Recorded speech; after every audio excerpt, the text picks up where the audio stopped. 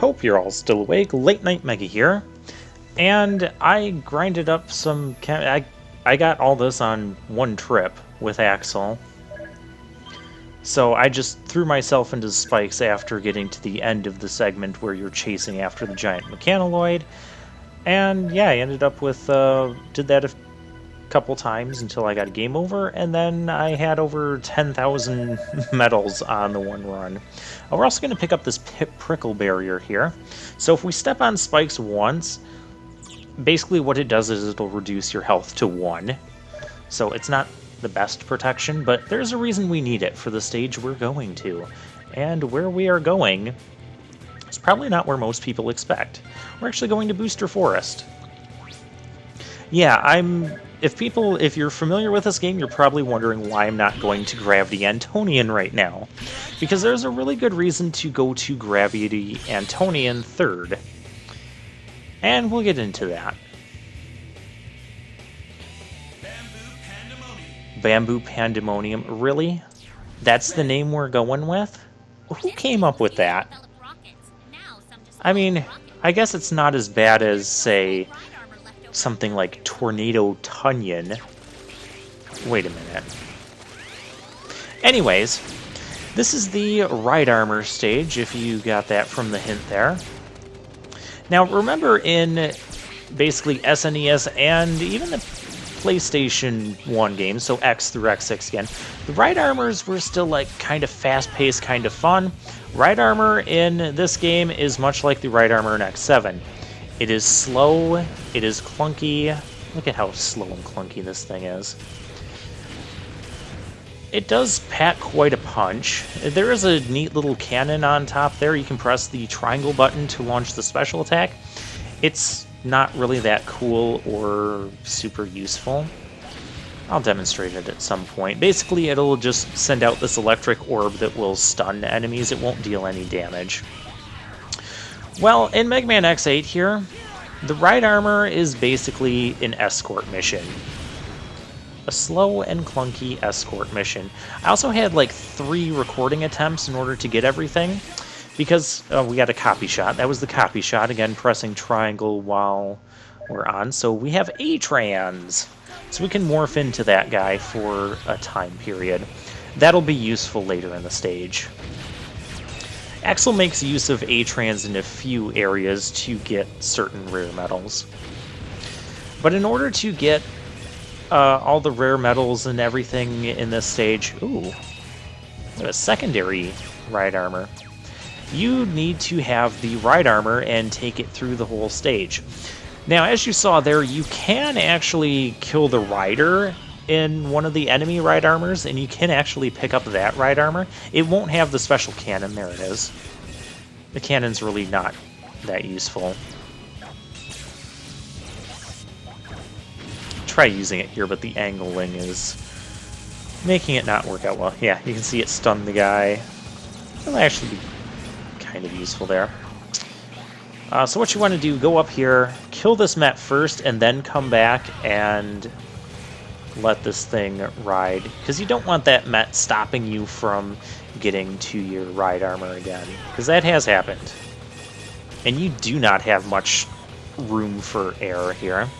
And then we get to Mini-Boss Room 1, where we're going to fight a bunch of Ride Armors. Just punch them in the face. And that'll work. Yeah, it's really hard to kill the rider and not the Ride Armor itself. I've very rarely actually gotten a second Ride Armor in this stage. So if you die at any point, or if you if you take a death or you lose your Ride Armor down a pit, you basically may as well restart the entire stage, because you need to get the Ride Armor through the entire stage in order to get everything. We're going to hit that button, launch that up. Yeah, and you saw the rare medal down there. Hey! You saw the rare medal down there. We're going to get that in a moment. But first, we're going to beat Axel. And we're going to fly off the upper ledge here. You might have seen a hint at this ledge when we came into the room. And here's our X capsule. So I've prepared parts for you. This time I've got good parts I for you to try. attempts are to jump much higher than usual. Equip this new ability and board the capsule next. He is not joking about jumping much higher than usual. You're actually going to, like, double your jump height. Not even kidding. So you do have to be very careful with this foot part. This is the last time we need to use weapons of war like this, X. I really do. It's a foot part that makes you jump higher. How is that a weapon of war? It's just a mobility function. Whatever. Anyways. So yeah, you need to escort this thing. You need to not lose it. And you need to do everything correctly. So, yeah, Ride Armor stage, which could have been something really cool, just turned into something that's slow, clunky, and an escort mission. In that box up there was just a purple medal. Many alternate routes. There's one alternate route. You can go that way with the Ride Armor, or if you go that way, I'm not going to show off that half of the stage. You basically just go through a section that does not have any capabilities of getting rare medals or anything. There's nothing special. You fight like the same enemies. You fight it's nothing. So don't worry about it. I'm just going to show you the Ride Armor and how to take it all the way through the stage. It took me 3 attempts on this run to do it. Off camera in my practice runs, this was the stage that I actually spent the most amount of time like trying to collect everything and get it correct, because that gives you very little room for error. No, get me. And we come up here and see there's like a spot over there that looks like there's nothing. Well, we'll get to that in a moment. So you want to come over here, lower that first so our Ride Armor has a gate or a platform to land on. And then we get back in the Ride Armor. To make this jump, don't actually jump, just dash off the thing, and then dash again as soon as you land. Be mindful that conveyors are going in 2 different directions, and then land on here nice and safe. That's actually a lot trickier than it looks. I've lost Ride Armor there so many times. And then we punch those boxes in the face. You can see a weird little marking in that particular floor. So this is another spot where we need the charged crystal wall.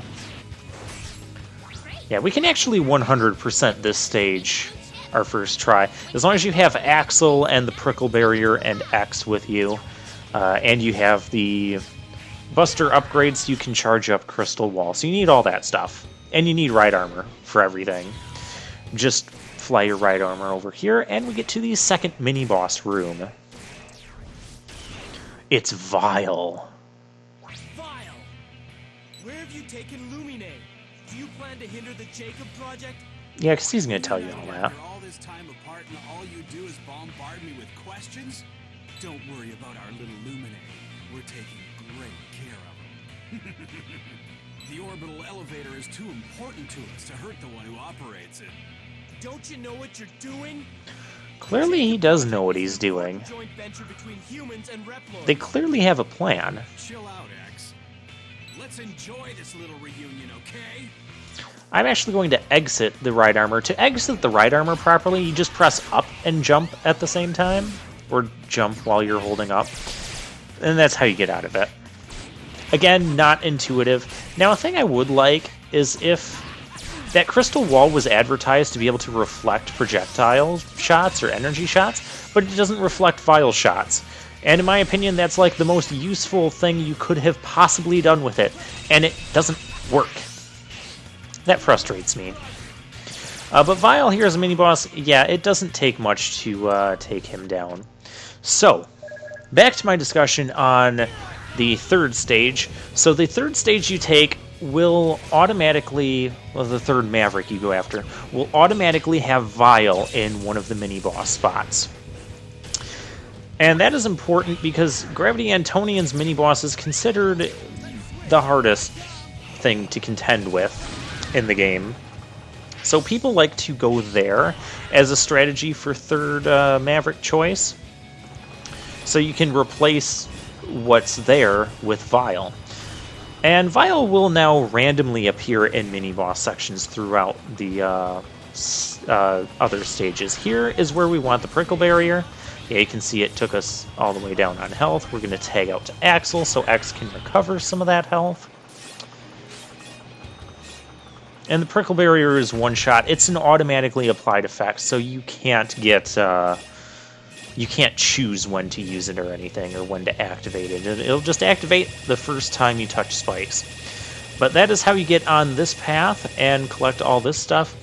You cannot get that rare metal any other way. Now you can actually take the ride armor into the boss, which is really hilarious if we can accomplish. Okay, I guess that electric stun is actually good there. I'm going to show you how it's actually done, sort of. But it's not actually going to work out for me because the ride armor is very finicky. This is very finicky. So what you got to do is you got to blow up that, and you got to blow up that. And yeah, you see the boxes with the lights on the side where they will have lights. Those are the ones that will explode. That's how you know the difference between the crates. So you need to do a small hop. Do not press your dash jump. And I don't know why that didn't work. Like I said, this ride armor is very finicky. In one of my test runs, I actually got the ride armor to Bamboo Pandemonium here. And it's really hilarious if you do, because he is super weak to it. So not only does it count as a weakness weapon, where it will stun him and knock him back and all that, but like you don't even have to punch him. You can literally just be in the ride armor and stand on top of him, and he will just continuously take damage and die just from touching the ride armor. It's kind of amusing and kind of sad at the same time. You have the same copy ability that we new generation Reploids enjoy. He sounds like the wise old panda, Have you not ever thought that rocket launching panda. The only thing I think is how it comes in handy when whipping you Mavericks. Such petulance. I suppose we have no use for you after all. But Bamboo Pandemonium is pretty easy to fight regardless. As long as you avoid his fairly obvious attacks. You can climb on this, jump over him, and then get your burst damage in. So yeah, very hilarious how if you manage to get the ride armor here, it just obliterates him. But as you can see, he's not that difficult to dodge or that damaging. As long as you have a life upgrade or two, you'll be fine. That's pretty much true for all the bosses at this point. Ow. Okay, well, we'll tag back to X.